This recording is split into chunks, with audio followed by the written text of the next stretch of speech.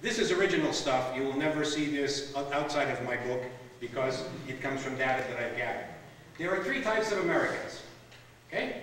And they are, first and foremost, I don't know if you guys know, but 44% of Americans are essentially active, intrinsically active people. People who do things, people who get things done, people who have agendas, people who have intent, etc.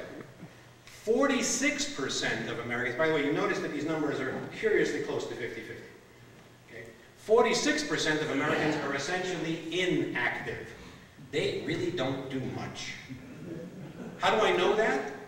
Go back and look at the last 10 presidential elections. And what will you find? 46% of Americans do not vote, don't get involved. So when we talk about election, when we talk about all of these wonderful things that happen in America, 46% of the country is not there, okay? And then there's 10% of Americans, and the 10% of Americans basically are reactive. So we've got people who do things because they believe in something. We've got people who don't do anything, and I'll explain it in more detail momentarily. And then 10% of American is the swing vote. Get them upset enough, and they side with either of these other two, and bang, you got the American system. I'll explain that at the end. That's what makes this country so much fun. But before I go any further, what I want to do is give you a sense of how these numbers come together. America is divided into 8 what I call culturographies. This came out of marketing research work, but eventually it was like, oh my gosh, this explains Americans in general. Okay? So I'm going to go through some of these very quickly, but I'm going to show you that the active types are advocates, sophisticates, conventionals, and mechanists. Advocates. Roughly 8% of Americans are natural-born advocates. An advocate is someone who believes something intensely, and they believe everyone else should believe exactly the same thing equally intensely. An advocate is a person who, if you do not believe in them, you're not simply wrong.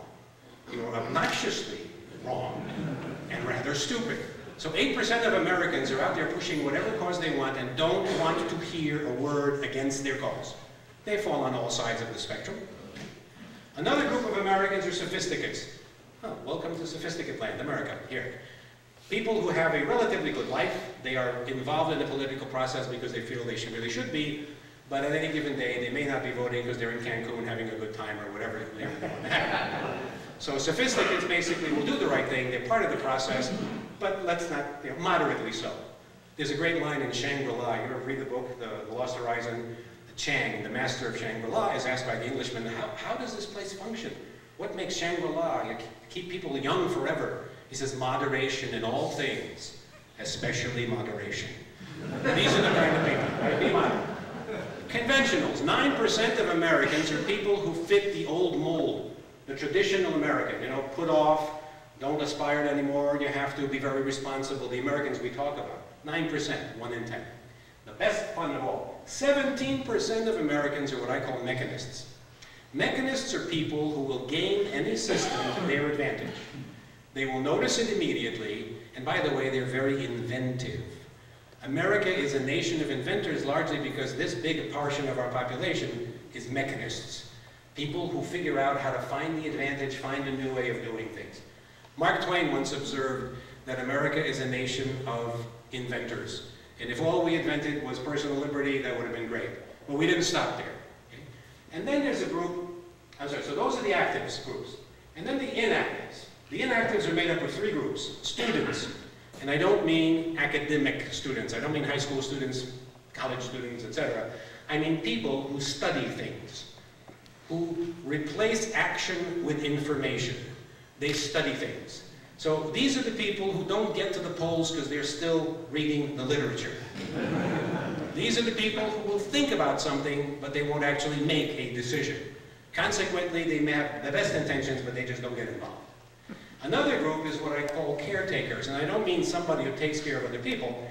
I mean somebody who feels like a caretaker in their own life, not fully involved. I will leave the world pretty much as I found it, but certainly not improved.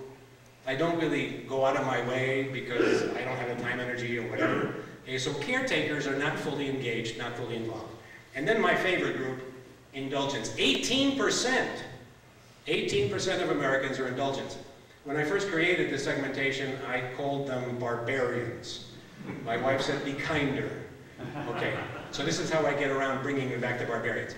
18% of Americans are indulgents.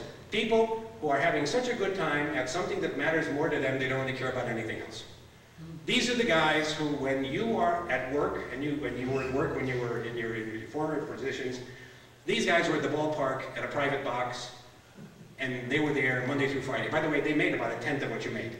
But everything they had went into their pleasure, their joy, their enjoyment, the beer, etc. It's like the Budweiser generation almost. Only keeps on going every generation. Indulgents are just having too good a time to get involved in anything. And those are the three groups that taken together make up the 46% inactive. So what else do we have now? We have one more group, and those are the reactives. And the reactives basically are people who I call gradualists. Gradualists are people that will do something because a set of circumstances impels them to do it. And if those circumstances are not there, they won't do it. So these are the people who ultimately decide the fate of America. Because when you look at the political system, if 46% of Americans do not vote, 46% of Americans do not vote, here's the interesting thing. Regardless of the amount of registered Democrats versus registered Republicans, the number of members of each party who vote are roughly exactly the same. Pretty much almost exactly the same. So in a given election year, and this is only during the presidential election year, in a presidential election year, every Democrat vote cancels out every Republican vote. It's a total cancellation exercise. So the two political parties have how much power? Zero. Zero. Okay? The deciding vote, go back, study the elections. 5, 6, 4 points, 2, 3, 4 points, 5, 6, 1 point. Those points don't come from either of those political parties. Or if they do, they come from the people who are, as I said, gradualists. What does that mean? When was the last time you heard a president tell you that he has a mandate? Or even worse, America has spoken. Wait.